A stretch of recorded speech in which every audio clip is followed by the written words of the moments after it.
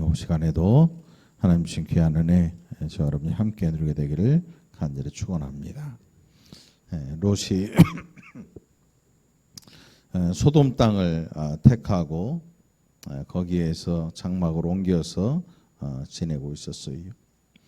요즘으로 말하면 도시죠, 도시. 그래서 그런데 중요한 것은 소돔 땅은 13장에 보면 13장 13절에 보면 소돔 사람은 여호와 앞에 악하며 큰 죄인이었다. 그 소돔에 살아서 죄인이 아니고 거기에 사는 사람들의 죄가 하나님 앞에 악한 죄인으로 그들을 나오게 만드는 거죠. 도시에 산다고 해서 다 죄인은 아니잖아요. 그런데 중요한 것은 그곳에서 벌어지는 그 죄에 함께 하면서 그 죄의 낙을 즐기는 자들, 그들이 바로 여호와 앞에 악하며 큰 죄인이 되는 거예요. 롯이라는 이 사람, 아브라함과 헤어지면서 소할 땅을 보니까 너무나 아름답고 좋아서 거기에 터를 잡고 살게 돼요. 그리고 아브라함이 거기에서 떠나서 다른 땅에 가서 이제 거하게 되는데 전쟁이 일어납니다. 이게 당시에 아브라함 시대에는 여기에 지금 왕의 이름들이 많이 거론되고 있는데 큰 나라의 왕들이 아니고 작은 부족 국가의 왕들이겠죠. 당시에는 부족 국가를 이루었으니까. 그래서 그 부족들끼리 연맹을 맺어요. 연합군을 만들어서 자기들의 그 지역을 서로 보호해주고 그 힘이 강해지니까 연합군이 만들어지면 힘이 강해지기 때문에 다른 나라 사람들이 다른 부족들이 쳐들어오지 못하도록 연합군을 만들어서 싸우기도 했지요. 자, 그런 가운데에 이 배반하는 14장 4절에 보면 12년 동안 그돌라오메를 섬기다가 제13년에 배반했다. 그리고 나서 전쟁이 일어나고 소돔에 살고 있던 조카 아브라함의 조카 롯을 사로잡아가고 그 모든 재물까지도 약탈해 갑니다. 이 소식을 도망한 사람이 아브라함에게 와서 알려주지요. 이 왕들의 전쟁, 왕이라는 사람들이 뭐 수도 없이 나오는데 많이 나오는데 그렇다고 해서 뭐 우리가 최근에 알고 있는 페르시아나 뭐 이런 왕들과 같이 큰 나라의 왕들이 아니에요. 부족의 왕들이니까 부족장들이라고 말할 수 있겠죠. 부족장급의 왕들. 그러니까 군대도 그렇게 크지는 않지만 어쨌든 이 부족의 왕들이 연합을 했으니까 그래도 싸우기 위해서는 큰 군사를 모아야 되는. 그런데 아브라함이 그 조카 롯의 소식을 듣고 자기가 집에서 길리운 이 훈련한 사람들, 그래서 318명을 거느리고 쫓아가게 됩니다. 그리고 저녁에 아마 급습을 했나 봐요. 그 조카 롯과 재물과 또 잡혀갔던 모든 사람들을 다 찾아오게 이릅니다. 그러니까 결국은 이 소돔으로 옮겨간 롯, 거기에서 잘 살 것 같았는데 잘 사는 도시였고 그 땅이 좋아 보였기 때문에 지금 탈이 난 거예요. 척박했으면 이런 일이 없었겠죠. 그러니까 누구나 탐내는 도시. 그래서 그 도시를 탐하고 있던 왕들이 들어가서 롯과 그 재산, 사람들까지 다 잡아가기에 이른 거죠. 결국은 복이 좋았기 때문에 이런 일이 생기고 마는 거죠. 복이 좋았기 때문에. 사람이 눈이라고 하는 게요. 네가 좋으면 나도 좋은 거예요. 네가 좋아하면 나도 좋아하는 거고, 네가 맛있으면 나도 맛있는 거고, 다 그런 거죠. 뭐 사람들의 눈이 거의 똑같아요. 눈이 보배라는 얘기 있잖아요. 그러니까 바자회를 해도 헌옷 다 모아놨는데 그 중에서도 골라가는 건 다 있어요. 그러니까 기가 막히게 알고 올라가. 기가 막히죠. 눈이 보배야. 그리고 이제 똑같은 옷이 한 개 있을 때는 보이지 않는 싸움이 일어나죠. 서로 옷을 잡아 당기기도 하고, 내가 먼저다, 네가 먼저다. 누가 보아도 좋아 보인 땅, 그곳이 바로 소돔과 고모라 지역이었어요. 그런데 그 좋아 보인 그 땅 때문에 결국은 포로로 잡혀가기에 이르는 거죠. 자, 지금 그게 롯이 같이 죄를 저질렀느냐, 저지르지 않았느냐, 이런 문제가 중요한 게 아니고, 중요한 것은 롯이 부족한 성도였지만 소돔 땅에 살고 있는 소돔과 고모라 지역의 의인이었어. 의인이라고 불리울 사람이 롯밖에 없어요. 그나마도 예수를 믿기는 믿는데 마음대로 믿는 사람, 당시에 롯을 우리가 생각해 보자면 그런 분이, 그런 사람이었어요. 내 마음대로 믿어요. 그런데 예수님을 믿기는 믿어요. 그런데 믿음의 깊이가 없고 세속적이고 이런 믿음을 가졌음에도 불구하고 하나님께서 아브라함을 통해서 그를 구원해 내시죠. 그리고 아브라함이 하나님 앞에 계속 몇 번을 얘기해요. 그 땅 멸망시키지 마세요. 하나님께서 의인 50명 내가 찾아올 테니까 멸망시키지 마세요.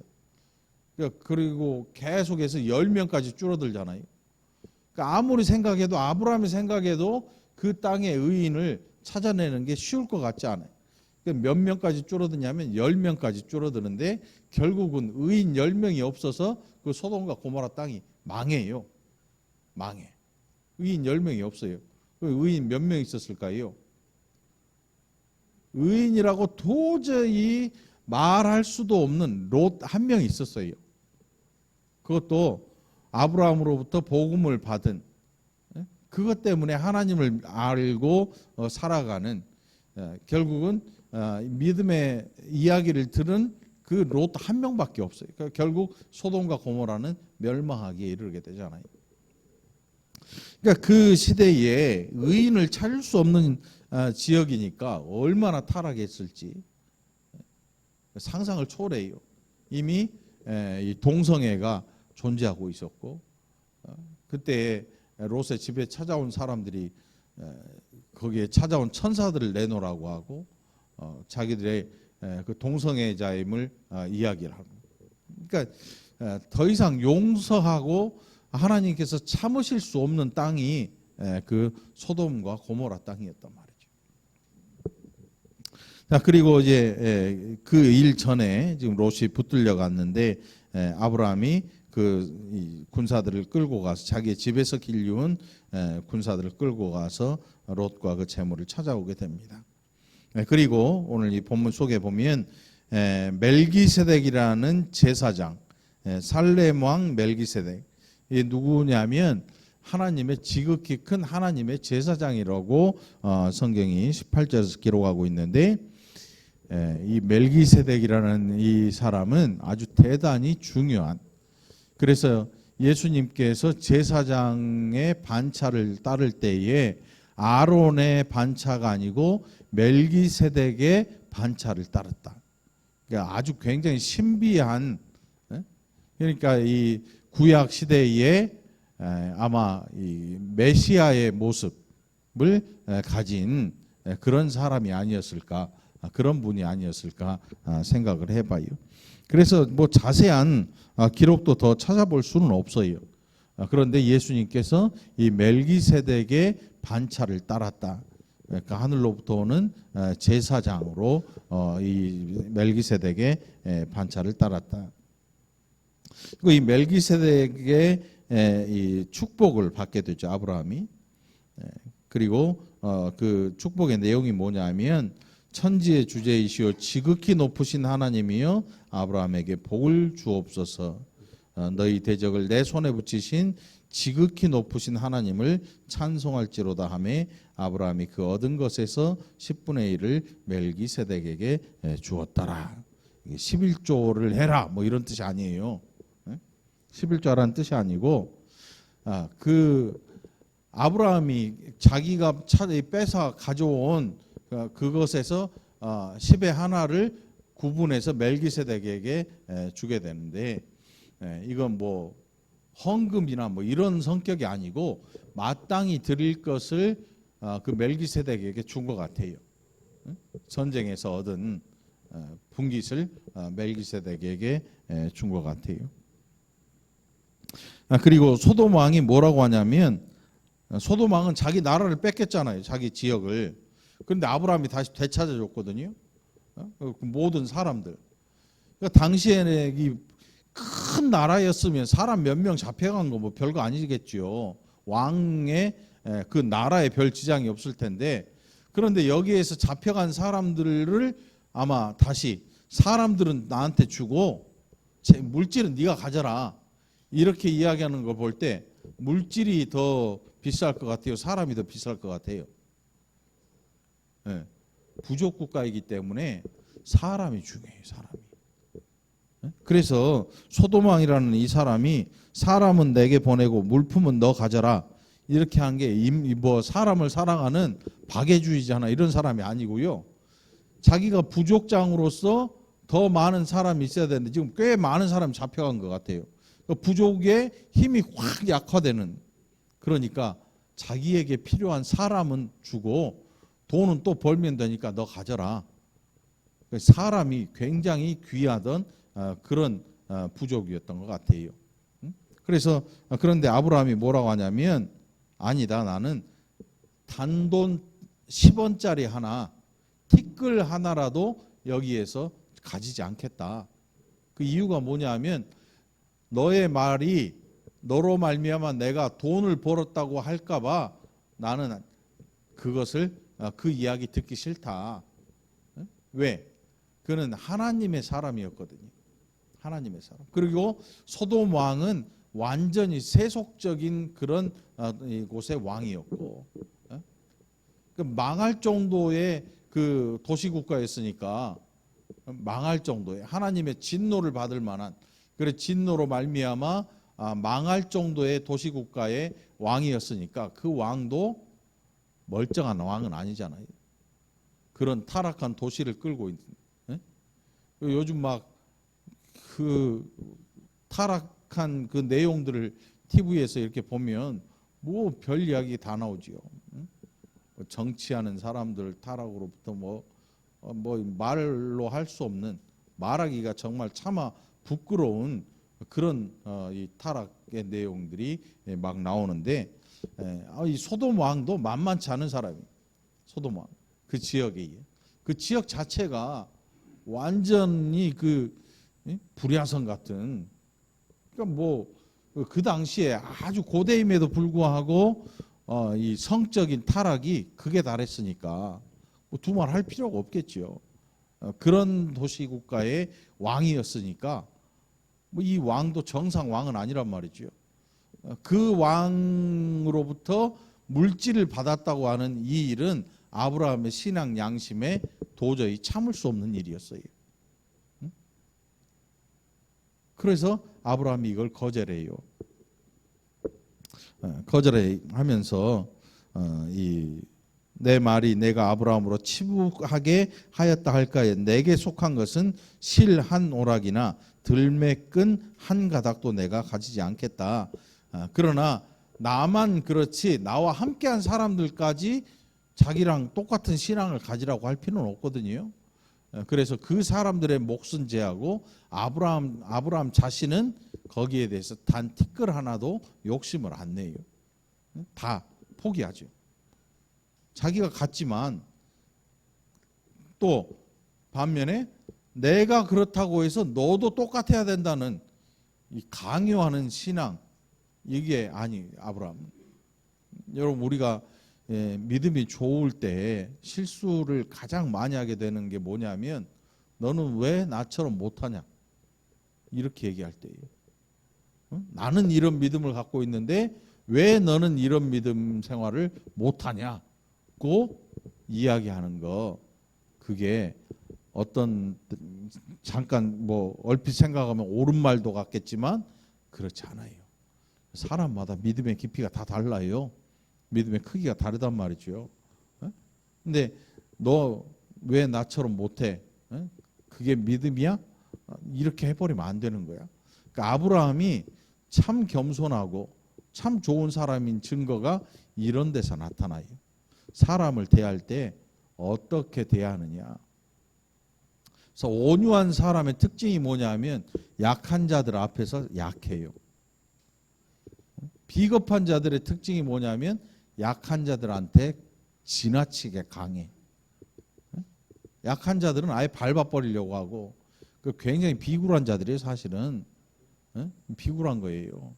약한 자일수록 내가 그 앞에서 그들의 보호자가 돼주고 오히려 그들보다 더 약한 것처럼 그들의 그 삶을 좀 이해해 줄 수 있는 이런 너그러운 마음이 필요한데 그러니까 아브라함에게 있는 마음이 그런 마음이에요.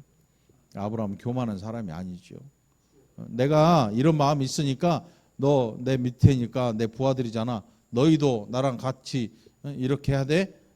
이렇게 하지 않고 그러나 이 청년들의 몫은 제하고 나의 몫을 다 주지 말아라. 포기하는 거예요. 포기하는 거죠. 이게 신앙 양심이라는 게 바로 이런 거예요. 신앙 양심이라는 게. 소돔왕 당신은 그 타락한 도시국가의 왕이 아니냐.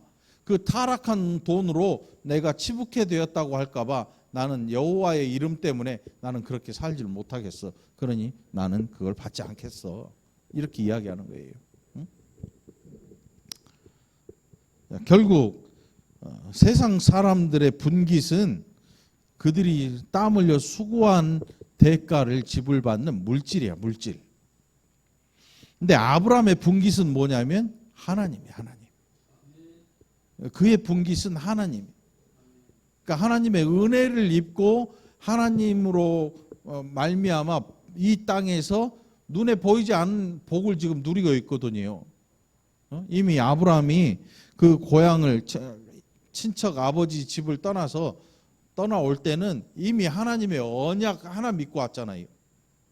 그러니까 우리가 아브라함을 생각할 때는 늘 제일 먼저 뭘 생각해야 되냐면 약속이 있는 사람, 언약 백성. 약속 믿고 왔어요. 약속. 내가 그 땅을 너와 내 후손에게 주겠다. 그리고 너로 큰 민족을 이루겠다. 아직 자식도 한 명도 없어요. 나이는 엄청 들었는데 그럼에도 불구하고 왔단 말이죠.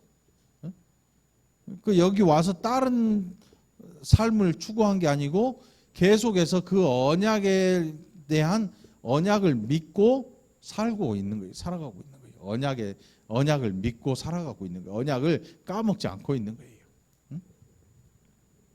이게 아브라함의 특징이죠. 아직 이름이 아브라함이 되기 전이니까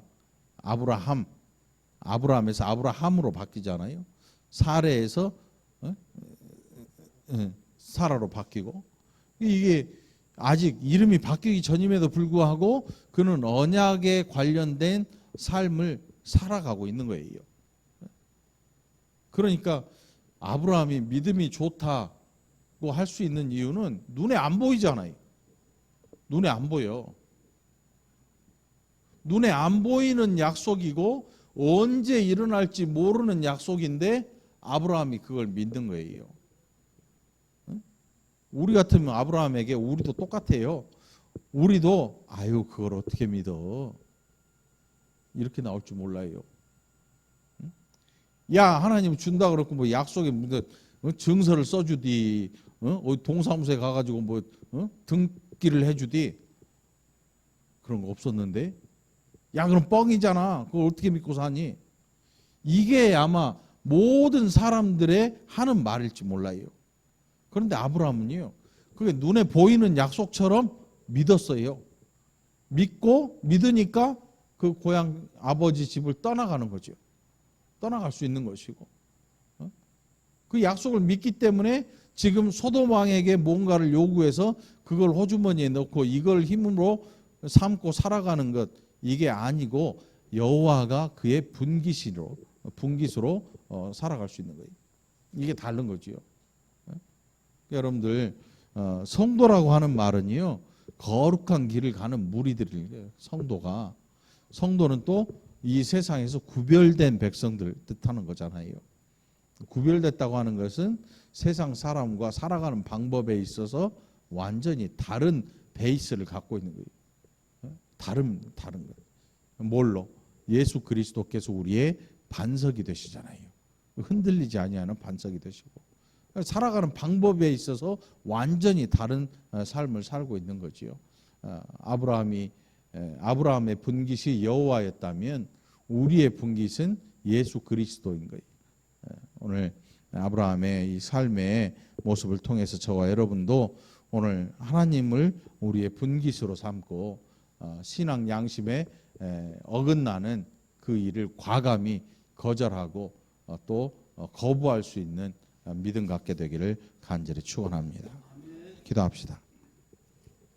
하나님 아버지 감사합니다. 얼마나 많은 유혹들이 살아가는 백성들을 찾아오고 넘어뜨리려 하는지, 하나님의 은혜 아닌 것을 하나님의 은혜처럼 보이고 또 그것을 위해서 얼마나 많은 신앙들을 포기하라고 하는지, 우리가 살면서 지혜로운 자들이 되어서 또 하나님께서 우리에게 말씀하신 귀한 믿음을 잘 간직하고 또 잘 키워나가는 지혜로운 자들이 되게 하여 주시옵소서.